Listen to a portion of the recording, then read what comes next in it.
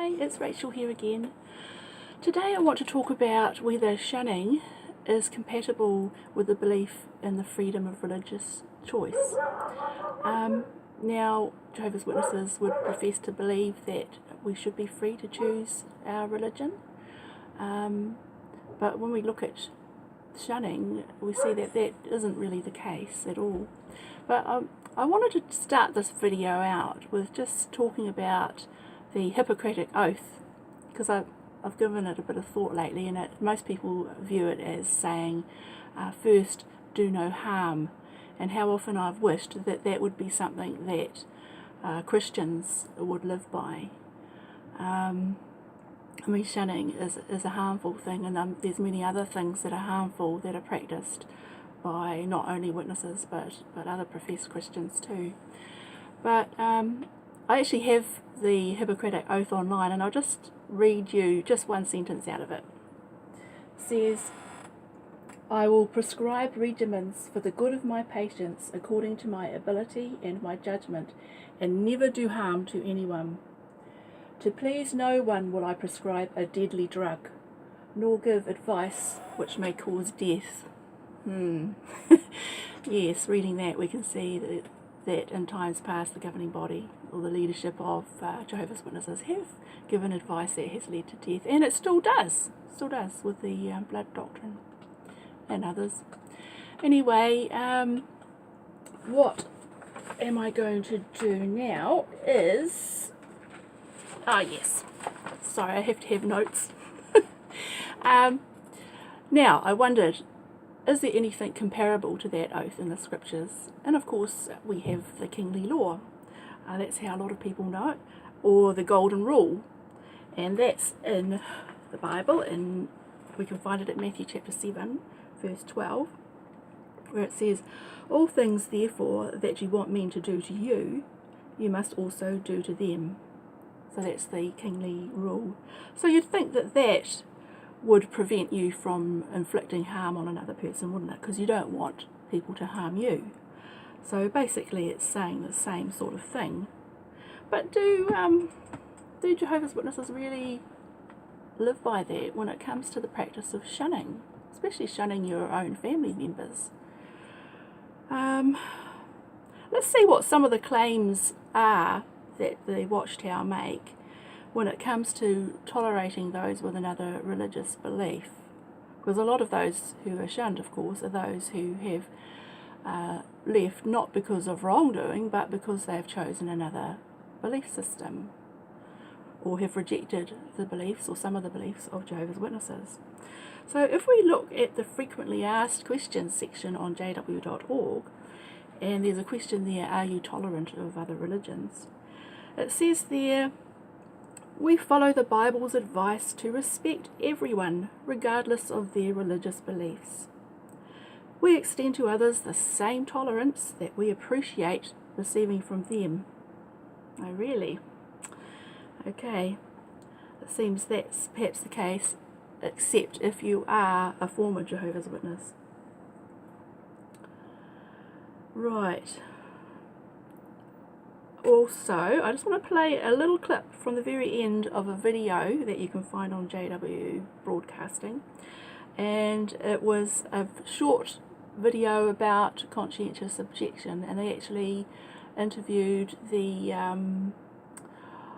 I think he's called the Commissioner of the European Council of Human Rights. I think that's what his title is. But at the very end of the video, this is what the brother giving the talk said about Jehovah's Witnesses' view. So I'll just find that and play it. Okay, here it goes. Jehovah's Witnesses look forward to the time when all respect the dignity of fellow humans and their conscience. Interesting. That's what they say, but it certainly doesn't apply to those who were once Jehovah's Witnesses and who chose to leave or were disfellowshipped for supposed apostasy, like myself. Okay, so they do make claims, broad sweeping claims that, you know, they tolerate everyone regardless of their religious belief.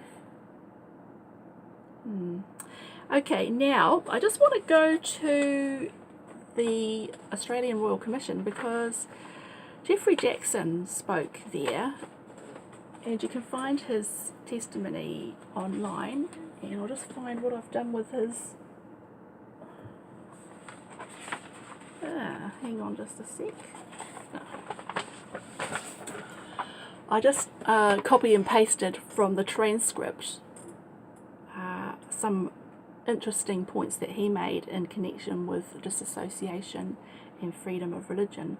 You can actually find the actual video online, and I'll post a link to that in the description. I would have played it, but because at the time it was copied, it was live streamed from the Royal Commission website, and there were some interruptions in that transmission, and it was a bit jerky and funny, so I just thought I'd read from the transcript. But you can go online on YouTube and see it for yourself. So I would like to read through, it's just a couple of pages, I don't think it would take long to read. This was Angus Stewart, counsel for the Commission, questioning Geoffrey Jackson of the governing body. And perhaps I'll just say Angus and Jackson. Yeah. Angus: if someone no longer wants to be known as one of Jehovah's Witnesses, they must then disassociate. Is that right? Jackson: again, please, if they want to take the action of doing that, but of course they have total freedom.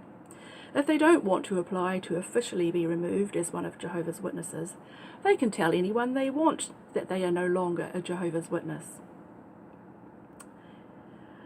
So then Angus, I'm just doing some little highlights here. So yeah, Geoffrey Jackson basically said that you can tell anyone that you're no longer a Jehovah's Witness, and you don't have to officially apply to be removed.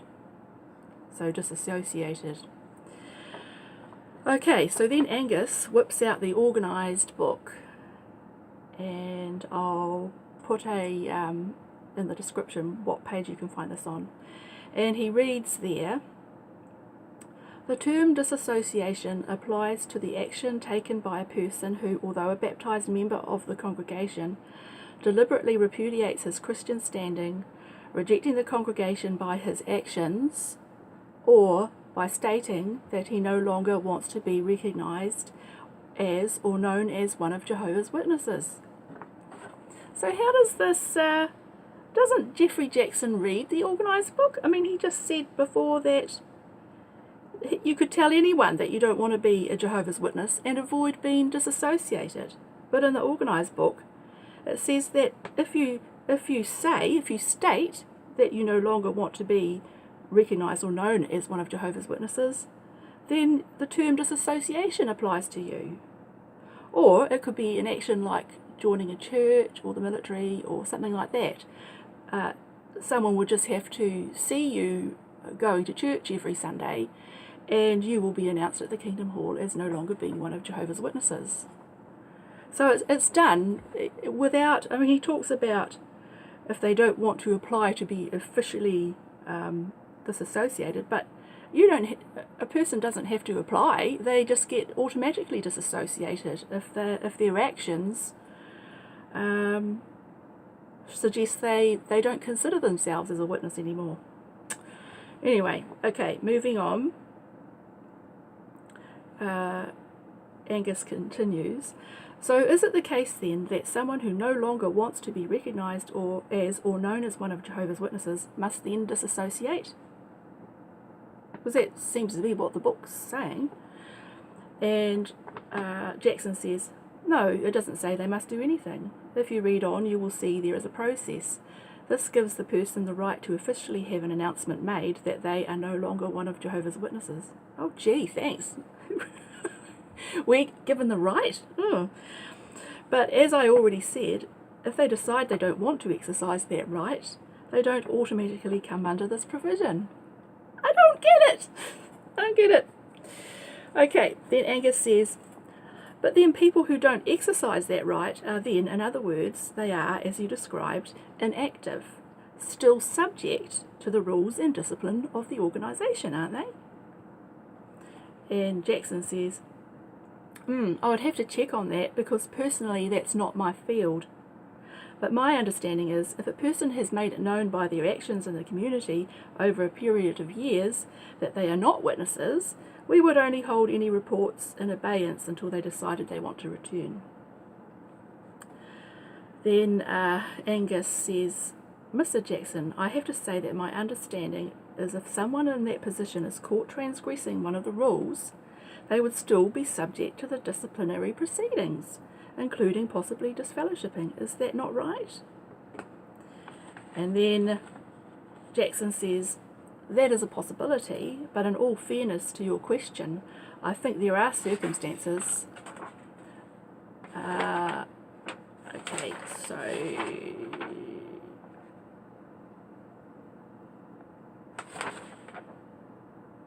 right, so I left it there. So Angus. So someone who wants to leave the organisation must choose, you accept, between freedom from the organisation on the one hand and friends, family and social network on the other. And, Mr. Jackson, you have put it that they have a choice to leave or not to leave. For someone who wants to leave, perhaps because they have suffered abuse by someone in the organisation and don't feel that it has been treated properly or adequately, it's a very difficult choice, isn't it? Because they must choose. Jackson agrees. Angus goes on, and it can be a very cruel choice for them, not so? And he agrees, it's a difficult choice. Angus says, and it can be personally devastating because they lose their whole social network and their families. Jackson says that can be the case, yes. Angus, would you accept then that putting people to that choice through this system of disassociating from them or shunning, as it is sometimes referred to, is contrary to the Jehovah's Witness belief in freedom of religious choice? Jackson says, no, I don't accept that. I think you are jumping to a conclusion here, but I understand that you have that opinion. Angus, you see, let's take someone who is baptised at a young age and then, as a young adult, decides that their beliefs lie elsewhere and they want to choose some other system of belief. Then they are still going to be faced with the stark choice that we have identified, aren't they? He says that's true. Angus, and it's on that basis I suggest to you that the policy and practice of the organisation is in conflict with the Jehovah's Witnesses' belief, as you have said it is, in freedom of religious choice. Jackson replies, no, we don't see it that way, but you are entitled to your opinion. Angus, I suggest also that it is in conflict with the idea of a loving and compassionate God. Do you accept that putting people to that choice makes your organisation in many respects a captive organisation?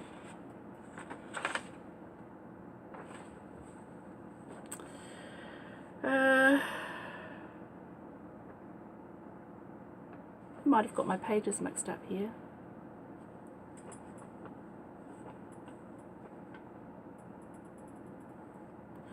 But I think the point is made. A couple of times Jackson said that it wasn't his field. Yeah, I did. I got my second and third pages switched around yeah, that doesn't matter.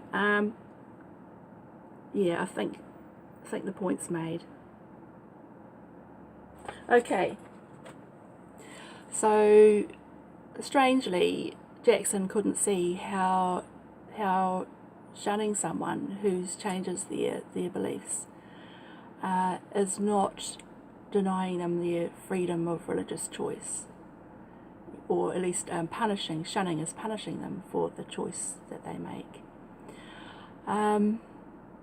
Anyway, I'll just leave that here and come back for part 2 because I want to read some comments from some Watchtower literature that really shines a light on the hypocrisy of the Jehovah's Witnesses organisation. They cling to the Universal Declaration of Human Rights for their ability to preach, but they deny those rights to their own members. So I'll see you soon. Bye.